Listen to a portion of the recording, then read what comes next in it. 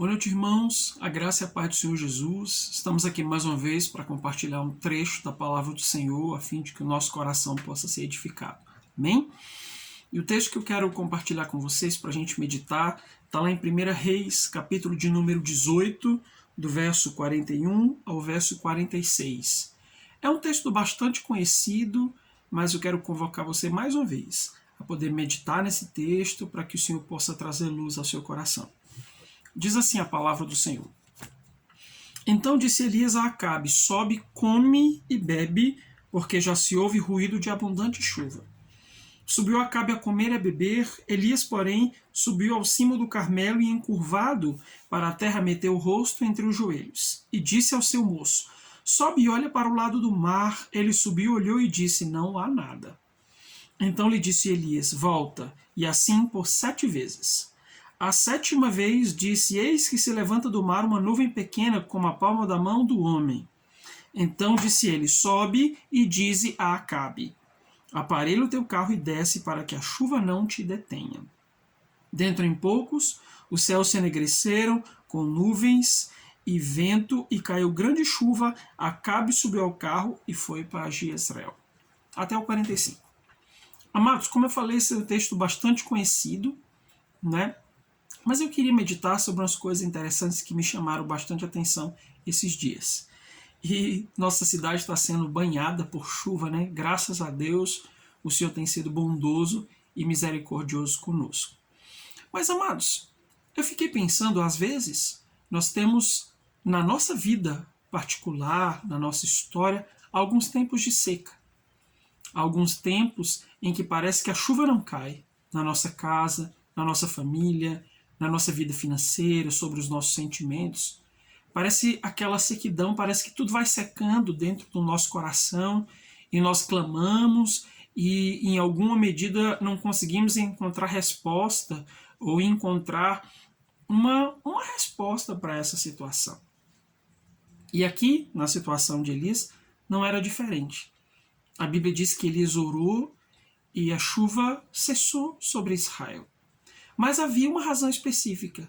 Israel estava vivendo sob o governo de Acabe, e que foi um governo extremamente perverso, e o coração do povo se rebelou completamente contra o Senhor, seguindo outros deuses em idolatria declarada.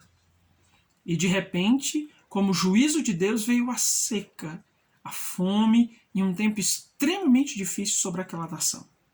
Mas Deus, se você ler no capítulo 18, Deus chama Elias e diz: tá bom, o tempo acabou, é hora de acertar as contas, é hora de fazer chover outra vez sobre Israel, mas eu quero que você vá conversar com Acabe. Amados, quando nós olhamos para a nossa vida, principalmente nesses tempos de seca, nós precisamos entender a razão, entender o motivo pelo qual a nossa vida está seca. O motivo pelo qual parece que não está vindo a resposta do céu, as nossas orações não têm sido atendidas da maneira como nós esperamos ou da maneira como a gente acha que deveria ser. E esse texto que eu li é um texto bem interessante porque Elias ele fala para Acabe: olha, sobe, come, bebe, porque eu já ouço ruído de abundante chuva. Mas o interessante é que ainda não havia chuva nenhuma. O profeta, ele ouviu, ele conseguia sentir, talvez, inclusive, o cheiro da chuva, mas o céu continuava de bronze sobre Israel. A Bíblia diz que ele sobe a montanha, ora ali 7 vezes, e a chuva vem, né, de uma maneira abundante. E às vezes nós começamos a nos perguntar: o que trouxe chuva sobre Israel?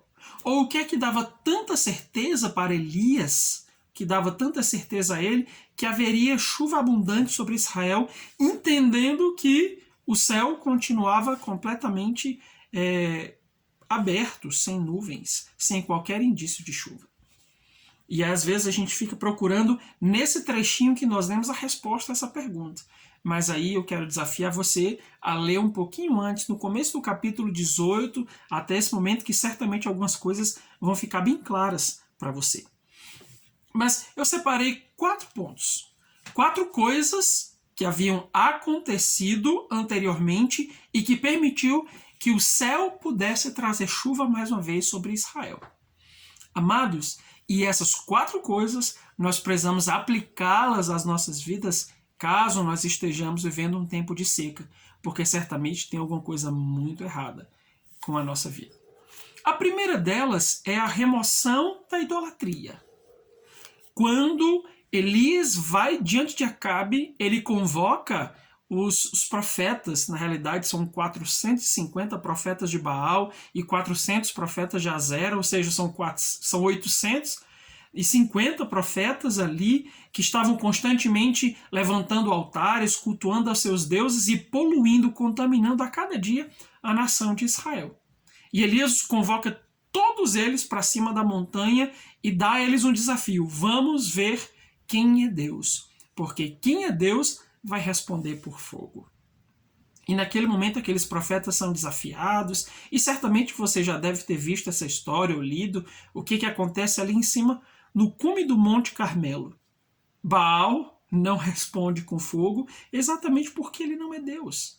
Mas o Senhor responde com fogo, consumindo toda a lenha, todo o sacrifício, toda a água que Elias havia colocado sobre o altar. E naquele momento o povo volta a adorar a Deus, reconhecendo: só o Senhor é Deus, só o Eterno é Deus. E a partir daquele momento há uma liberação do céu para que ele chova sobre Israel. Então a primeira coisa que nós precisamos remover das nossas vidas é a idolatria. Que coisas existem no nosso coração que estão competindo contra o Senhor? Que coisas, pessoas, sonhos, desejos, projetos, eventos, geralmente as coisas acabam ganhando status de Deus no nosso coração. Nós estamos com um coração idólatra e de repente não sabemos o motivo pelo qual vivemos tanta seca na nossa vida. A primeira coisa que você precisa fazer é arrepender-se da sua idolatria. Foi isso que aconteceu. A segunda delas, amados, é restaurar o altar. A Bíblia diz que Elias fez um altar novo, colocou o sacrifício sobre o altar e ofereceu ao Senhor em adoração. Amados, há quanto tempo o seu altar está destruído? O altar da sua casa, há quanto tempo o seu coração não está buscando ao Senhor, não está orando, não está celebrando, não está diante de Deus? Há quanto tempo você não faz o seu culto a Deus? O seu culto pessoal, o seu culto doméstico, aquele momento que você fica diante do Senhor para buscá-lo com alegria, com sede, com desejo em seu coração. Então, Elias, ele restaura o altar num ato simbólico de devolução da glória para Deus. É isso que nós precisamos fazer. Talvez você precise restaurar o altar, que há muito está quebrado, que há muito pode estar contaminado, que há muito pode estar só as cinzas. Há quanto tempo você não sacrifica? E quando eu falo de sacrifício, eu falo de entregar no altar tantas coisas que nós precisamos colocar diante do Senhor. As nossas vidas, sacrificar os nossos corações, sacrificar os nossos corpos como sacrifício vivo, santo e agradável ao Senhor, que é o nosso culto racional, como a palavra do Senhor Deus diz lá em Romanos. Então, amados, será que você e a sua casa precisa restaurar o altar diante do Senhor, como sinal de remoção da idolatria, como sinal de destronar todos os deuses que não são aquele Deus verdadeiro? O terceiro passo é a adoração. No momento em que o sacrifício foi consumido pelo fogo, a Bíblia diz que o povo se prostrou e começou a adorar e dizer: só o Senhor é Deus. Às vezes, nós temos uma concepção muito errada do que significa adoração. Adoração não é propriamente cantar canções, não é propriamente dizer coisas bonitas para Deus. Mas a adoração verdadeira é um ato de rendição, de entrega. Quando Deus tem tudo de mim. Quando Deus tem tudo aquilo que Ele quiser de mim. Deus tem tudo de você. Tudo aquilo que Deus deseja de você, Ele tem hoje. Isso é adoração. E não somente as nossas canções bonitas, não somente os nossos olhos fechados e as nossas mãos levantadas, mas é um coração reverente que declara a grandeza de Deus, porque testemunha essa grandeza. Nós precisamos voltar a adorar ao Senhor. Há quanto tempo você não adora a Deus? E é por essa razão que talvez a sua vida tenha secado. Quantos cristãos hoje estão com a vida seca, queridos? E eu não falo simplesmente de questões financeiras, mas eu digo emocionalmente falando. Cristãos secos emocionalmente, frios, entristecidos, devastados, derrotados, desistidos.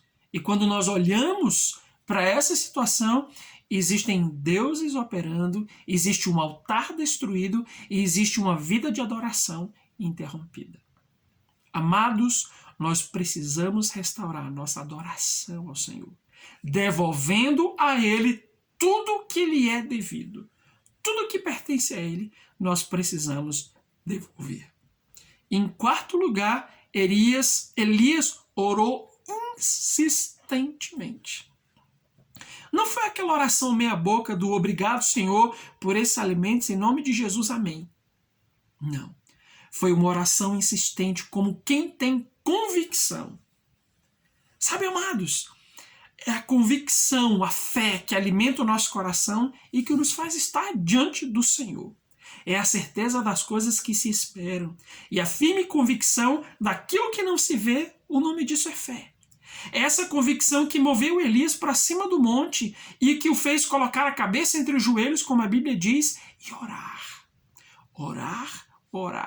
Até que aquela nuvem pequenininha, do tamanho da mão de um homem, se transformasse em um céu carregado e chuvoso.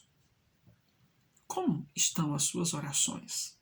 Às vezes, nesse mundo corrido, as nossas orações vão se encurtando, vão ficando apertadinhas. O nosso tempo com Deus vai sendo legado para segundo plano. Mas nós precisamos desesperadamente voltar a dar a Deus o crédito que é devido ao seu nome. Orar insistentemente, de acordo com a sua fé. Se você pudesse hoje orar de acordo com a sua fé, as coisas aconteceriam? Deus ouviria a sua oração? Porque a Bíblia diz que sem fé é impossível agradar a Deus. Quando Elias sobe ao monte, ele está convicto de que a sua oração seria atendida. Ele já consegue sentir o cheiro da abundante chuva da terra sendo molhada. E essa é a verdade. É por isso que muitos crentes têm deixado de orar. Porque eles não conseguem mais crer. Porque eles não conseguem mais discernir que as suas orações elas vão para além do teto. Então a convicção de Elias o levou a ficar de joelhos. É a nossa convicção. É a fé que nós alimentamos o nosso coração baseada nessa palavra que nos leva a ficar de joelhos na presença do nosso Deus. Amém, queridos? Então, nós precisamos de chuva. Se você precisa de chuva sobre a sua vida, sobre a sua história, sobre o seu casamento, seus filhos, suas finanças, você precisa remover os deuses da sua casa. Você precisa restaurar o altar. Você precisa voltar a adorar a Deus em espírito e em verdade. E você precisa insistir em oração. Amém? Então, medite nisso, amado. Pratique essas verdades e deixe que o Espírito Santo de Deus opere sobre você e sobre sua família, em nome de Jesus. Amém. Deus abençoe vocês.